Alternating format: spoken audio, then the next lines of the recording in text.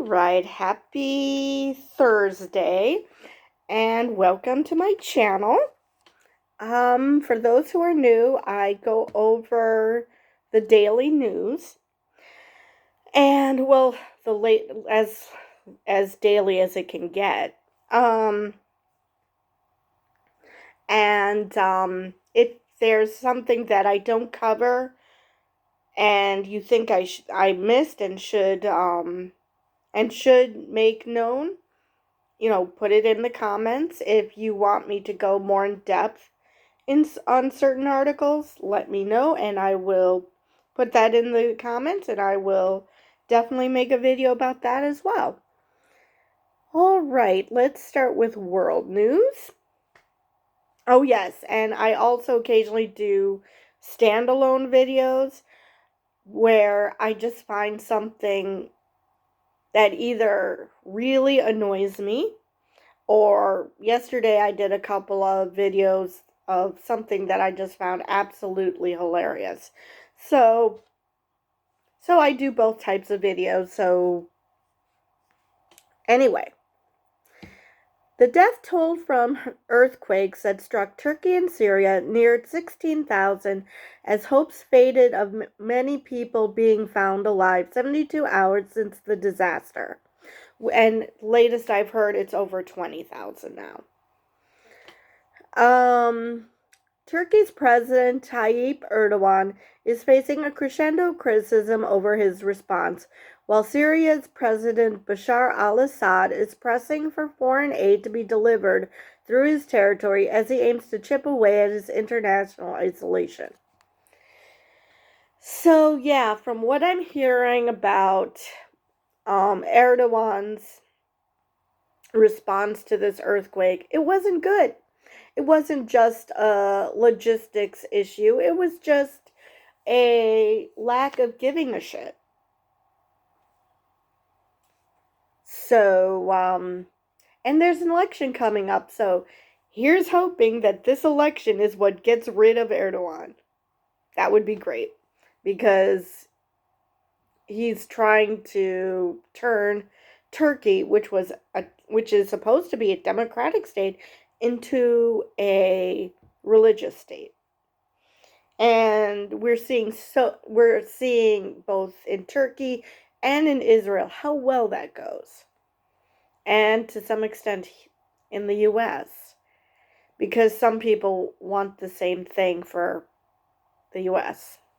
Anyway, Ukrainian President Volodymyr Zelensky received a standing ovation from the European Parliament in Brussels, where he called for more weapons to fend off Russia's invasion and a quick start to talks for his country to join the EU, which I hear everybody wants him to join the EU, but at the same time they're like, yeah, we're not speeding this up. We're not speeding up this process. But yes, we do want you to eventually join the EU. As the anniversary of Russia's invasion approaches, oh, that's nothing. That is nothing. Just fluff. All right. Nuclear-armed North Korea showcased its missile production muscle during a nighttime parade, state media reported, displaying more intercontinental ballistic missiles than ever before. And hinting at a new solid fuel weapon. Whatever that means. The world should calm down about the possibility of new COVID-19 variants circulating in China, leading Chinese scientist George Gao said. A paper by Gao and his colleagues, published in the Lancet Medical Journal, showed that no new variants had emerged in the initial weeks of China's recent outbreak, which is good. And you shouldn't assume that just because there's an outbreak, there's going to be new variants, especially if it's China. Because I'm assuming that people just assume that new variants will emerge because that's where the virus originated. But yeah, I guess, you shouldn't assume, but I understand why you would because, well, it's an outbreak. Okay. New Zealand residents of Auckland, New Zealand's largest city, are being asked to prepare for further bad weather as a system described as potentially the most serious storm to impact New Zealand this century is forecast to hit in coming days because they don't have enough weather to deal with. My God. Okay, moving on to U.S. news. President Joe Biden will travel to Florida today to push his argument that only Democrats will protect Social Security and Medicare and try to boost his chances of winning the battleground state that has moved to Republicans in recent years. Hasn't Florida always been Republican? Anyway, about him hammering the Medicare and Social Security issue. That tells you that even though the Republicans resoundingly told Joe Biden that that isn't what they want at the State of the Union, he doesn't believe them. It's obvious he doesn't believe them. And since he's the one in negotiations, I'm going to believe him and not the Republicans. But still, it was masterful how he basically put them in a corner by getting them to admit that that's not what they want, even though it is, because now even people who don't pay that close attention to politics have watched the State of the Union, and they'll know if their representative or senator tries to gut the program. So at least something was accomplished. All right, but still, the way he got them to basically step on a rake was awesome. Yes, we're going to fuck ourselves over by claiming we're not doing what we actually are trying to do because, you know, we just cannot not heckle Joe Biden. All right. 4 previous Chinese spy balloon flights over the United States passed over sites that would be of interest to Beijing, the Pentagon said, without elaborating on whether they passed over military bases. A fun story I saw about this is Marjorie Taylor Greene. And this falls under Republicans do not know what lyrics mean. Marjorie Taylor Greene, concerning the Chinese spy balloon, quoted the lyrics to Nina's 99 Red Balloons. Now, anybody who actually, listened to the damn song, whether it be in German or English, either listen to the song or, could actually read all the lyrics as opposed to just a snippet, will know that it's an anti-war song. So Marjorie using that as a reason to be a warmonger is absolutely hilarious. She's like, it should be shot down, when the whole point of the song is a bunch of kids let go a bunch of balloons and the world went apeshit and started nuking the things because, oh my God, where are all these balloons coming from? Yeah, they're kids' balloons. So number one, not the same as what the Chinese balloons were, because these are not just your typical birthday party balloons. That's number one. Number two, it's an anti-war song and you're using it as an excuse to go to war. That, if you want to show people that you're halfway intelligent, if you can look up the lyrics and find the correct lyrics that you want, why not read the whole damn song and read all the lyrics and find out it's actually saying the opposite? Because, you're not so old, and this song is not so old that people don't remember that song. That you're the only one who remembers it, so nobody's going to call you on it. So yeah, but yeah, it's always fun when Marjorie Taylor Greene or Lauren Boebert say something really stupid. All right, the House of Representatives voted to end a requirement that most foreign air travelers be vaccinated against COVID-19, one of the few remaining pandemic travel restrictions still in place. Okay, the fun fact about this is that the reason it's recommended that when Americans go to say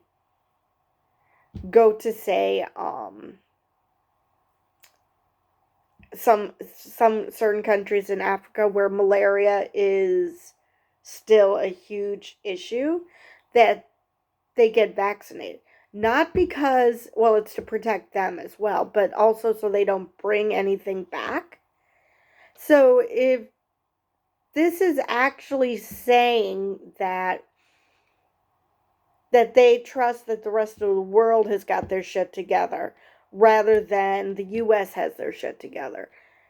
Because people from other countries can look at the situation in the US and say, yeah, you need to get vaccinated if you're going to go to this country because, we don't want you coming back with and spreading this disease.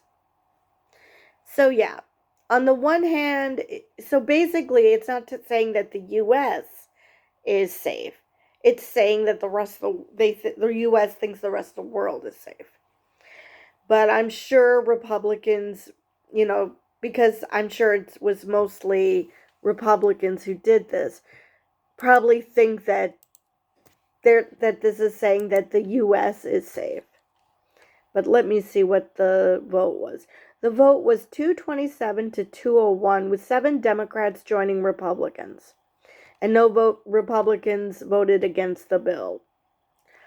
So I'm going to say that yes, the Republicans think that this means that they're being anti-vax, or that they think that this means the US is safe or something, but it's not saying what they think it does. So, and the fact that Democrats joined them, well, okay, that's just saying that the rest of the world has their shit together. So they probably voted for it, but at the same time, they probably understand how shit works better than most of these Republicans. Now, not all of them are anti-vax. I'm sure many of them actually do have a tenuous grip on reality. And some might have a decent grip on reality, but most of these people, no. No, they probably don't. They probably think they're saying something they're not. All right. Southwest Airlines and its pilot union will offer sharply contrasting reasons for the low-cost carrier's meltdown in December that disrupted travel plans for 2 million customers ahead of a Senate committee hearing today. Now, I didn't watch the hearing, but the pilots have been saying that that there was a software issue. I don't know what Southwest is claiming, but I think it was the pilots that are saying that that there was a software issue, and so people weren't able to figure out where they were supposed to be. So yeah, and I don't know what Southwest is gonna claim. Actually, let me see if the article says it.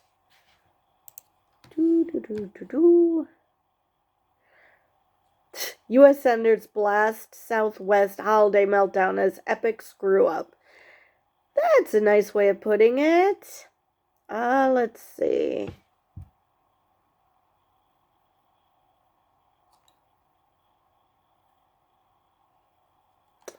Let me see.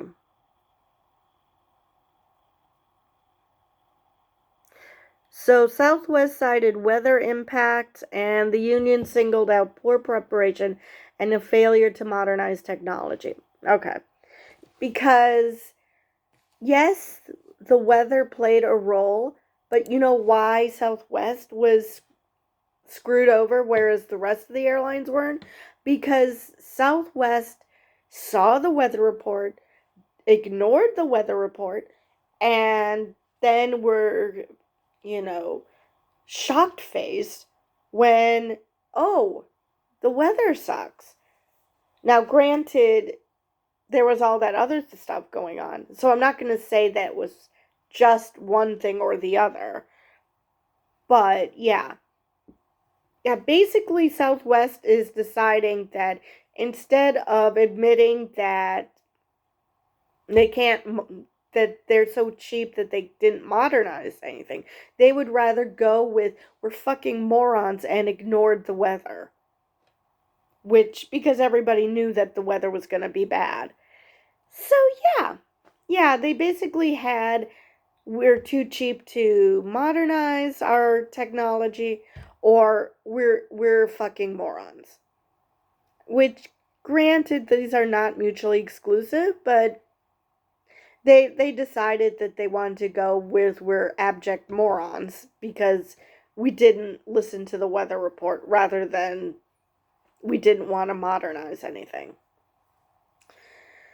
All right. Let's see, where am I?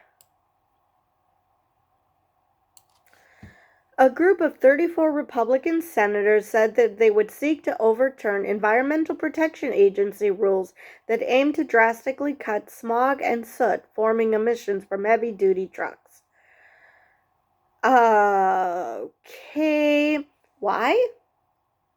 Now, I get that if you don't have those regulations in place, it's cheaper, I assume. But at what cost? It's like, oh great, I can get this cheap car, cheap heavy duty truck, but it's going to kill me because I'm going to choke on the exhaust. How is this helpful? Okay, you save a buck or two.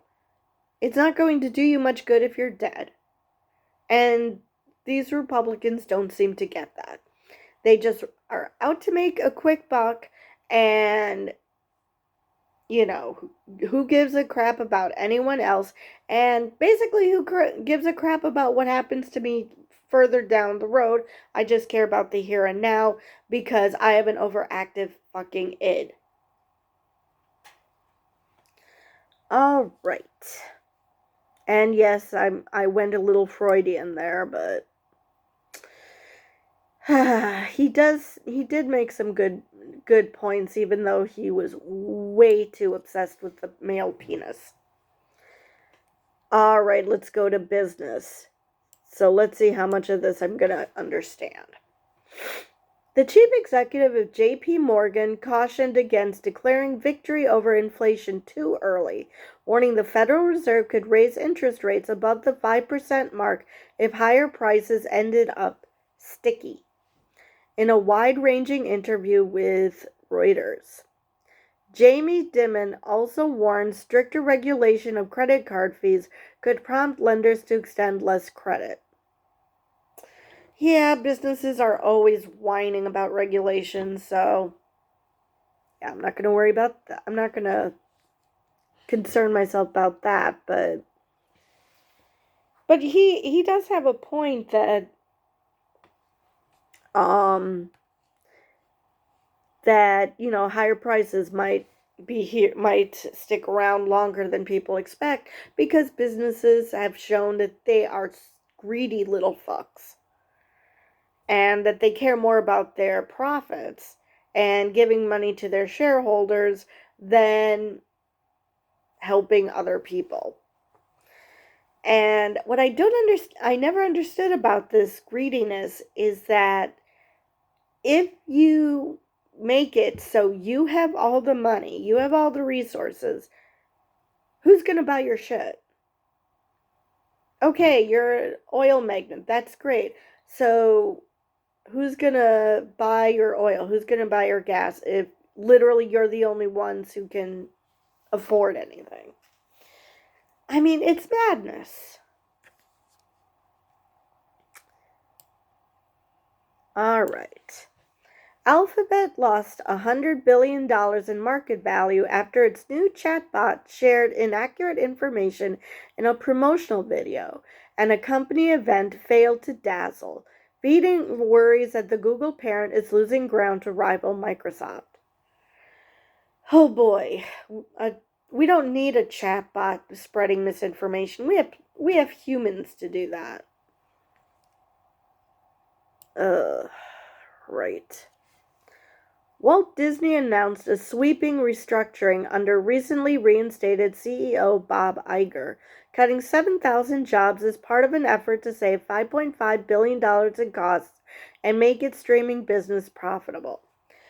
Okay, for a fan of the MCU, and I've watched almost every TV show on Disney Plus, and almost every MCU movie. I still have to get around to Black Panther 2. This worries me tremendously. Because they're throwing money at these projects, only to find out that it's not profitable. Yeah, that doesn't say. That worries me that this is going to collapse, which means that the MCU might collapse.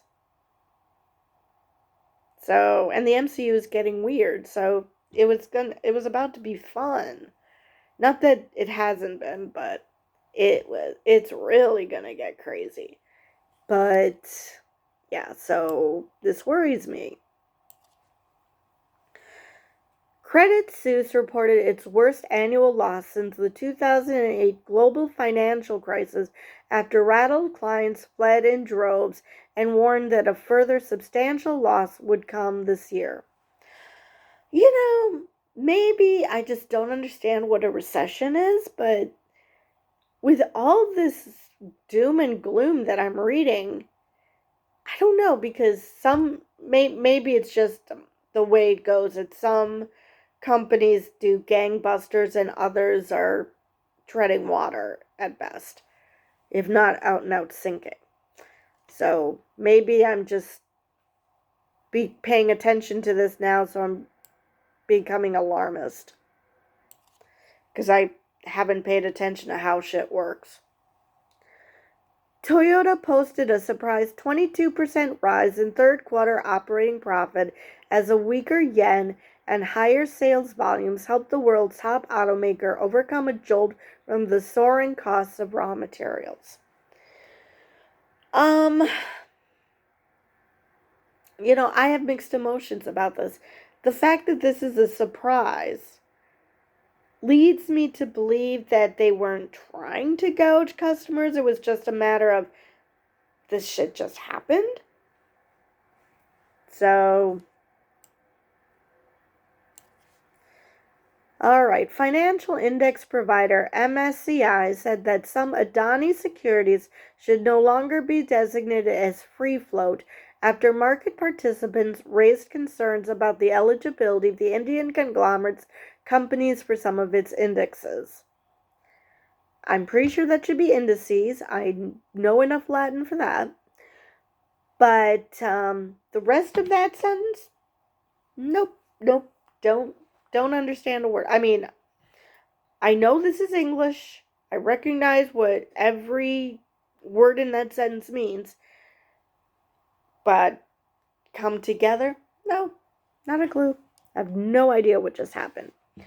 So, with that, I am done with this news report. And again, if you're interested in helping me out with these types of videos, giving me new news items to share or if you want me to elaborate on certain news items, or if you're interested in my other types of videos where I just take a single issue and just beat the crap out of it, then let me know in the comments below and I will see what I can do.